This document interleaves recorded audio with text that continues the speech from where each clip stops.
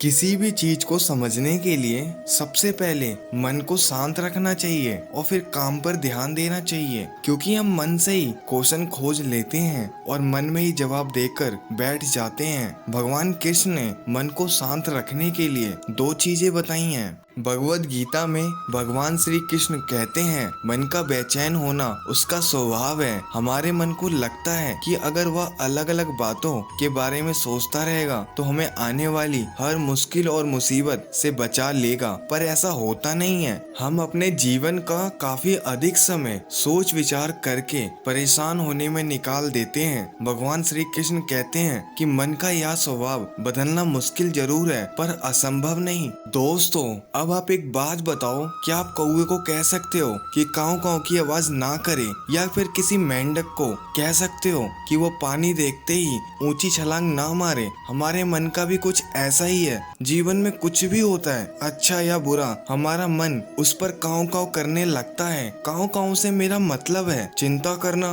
व्याकुल होना। कोई बुरी बात होती भी नहीं और मन परेशानी की ऊंची ऊंची लपटें लेने लगता है। कभी कभी तो मुझे ऐसा लगता है कि हम में से कई लोग सिर्फ परेशान होने के लिए जीते हैं। सारी परेशानी, पीड़ा, दुविधा अक्सर हमारी मन की बनाई हुई कहानियां होती है। भगवान श्री कृष्ण हमें हमारे मन को शांत और स्थिर करने के लिए दो उपाय देते हैं। पहला, ध्यान लगाना या मेडिटेट करना। दूसरा, वैराग्य भाव सीखना। आप ध्यान या मेडिटेशन सब सुनते ही आप में से कई लोग कहेंगे कि आंख बंद करके सांस अंदर बाहर नहीं ले सकते। यहाँ हम सब गलती कर बैठते हैं। मेडिटेशन या ध्यान का मतलब सिर्फ आंख बंद कर बैठना नहीं होता। मेडिटेशन का मतलब होता है अपना पूरा ध्यान किसी चीज पर लगाना और उसे हटने नहीं देना। अगर आप रोटी बना रहे हो तो आपका ध्यान सिर्फ रोटी बनाने पे होना चाहिए। अगर आप पिक्चर देख रहे हो तो अपना पूरा ध्यान पिक्चर पर लगाएं। ये मत सोचो कि पिक्चर देखकर आप कितना वक्त बर्बाद कर रहे हैं। जब आप जीवन के हर छोटे बड़े काम को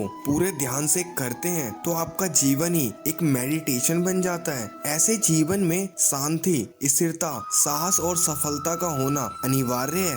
वैराग्य भाव। दूसरा उपाय, वैराग्य का अर्थ ये नहीं है कि आप सब कुछ छोड़कर जंगल में जाकर बैठ जाओ। वैराग्य का सच्चा अर्थ है कि आप जो काम कर रहे हो उसका क्या नतीजा या रिजल्ट निकलेगा उसकी चिंता ना करें। जैसे अगर आपने कोई इंटरव्यू दिया है, आप ये कह सकते हैं कि पूरे मन से तैयारी करी है, अपना बेस्ट देकर आया हूँ। वो नौकरी मिले या ना मिले आपके हाथ में नहीं है। इस नतीजे के पीछे अलग अलग चीजें हैं जो आपके बिल्कुल कंट्रोल में नहीं है। तो जिस चीज के बारे में आप कुछ नहीं कर सकते उसके बारे में चिंता भी ना करें। यही वैराग्य का सच्चा मतलब होता है और यही भगवान श्री कृष्ण का दूसरा उपाय है, मन को चिंता की लपटों से बचाने का।